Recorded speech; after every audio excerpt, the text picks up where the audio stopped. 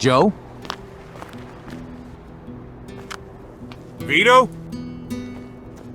Jesus Christ on the cross. Now I've seen everything. Heard you were dead. Been hearing that a lot. Well, what do you want? Came here to make you a business proposition. That's all?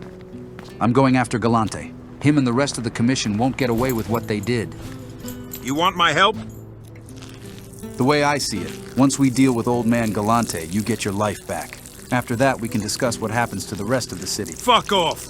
Got involved with you cunny bastards already. Look where it got me. From where I'm standing, I'm not seeing much of a difference between then and now.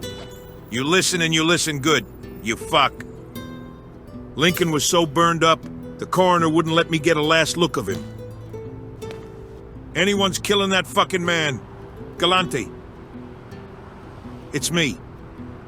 Unless Galante's hanging around one of these dive bars, I don't think he has too much to worry about. Go fuck yourself.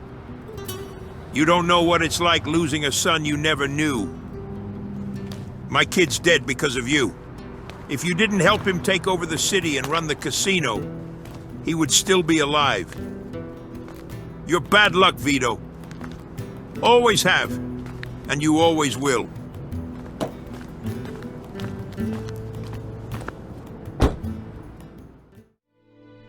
Life's a bitch. For the past 24 years, I didn't know I had a son. It wasn't until I turned on the TV and saw news about Lincoln's death. That's where I saw a glimpse of myself and put two and two together. I wish I could have been there for him when he needed me. Poor kid. He went to hell and back, from what I've heard. You see, back in February 1945, my pal Vito got pinched by the feds for stealing gas stamps. Luca Gurino, Clemente Capo, promised me that he would hire the best lawyer in town, and that Vito would be out in no time. 3 months later, I go to the courthouse to hear the verdict, and Vito gets sentenced 10 years. That cocksucker lawyer was just there to make sure Vito didn't rat on the familia. That same day, I confronted Luca about Vito having to do time. I guess Luca didn't like me making a scene because when I got home, I got a phone call from Henry telling me to skip town because Luca's men were on their way to whack me. I packed my bags and headed down south to New Bordeaux. I stayed there for 5 years, laying low. Eventually, I got homesick and returned back to Empire Bay. Lincoln's mother must have been that Spanish broad I slept with in the first month of moving to New Bordeaux. The craziest thing about all of this is that I actually crossed paths with Lincoln. As Leo Galante's personal bodyguard and chauffeur for 17 years, I had to accompany the old geezer on his business trip to Paradiso Hotel and Casino. Leo wanted to talk to the man who took down the Marcano family and remind him of his obligations to the commission. Looking back, I think that old man knew he was my boy. He took one look at Lincoln and looked back at me. I can't change the past. What's done is done.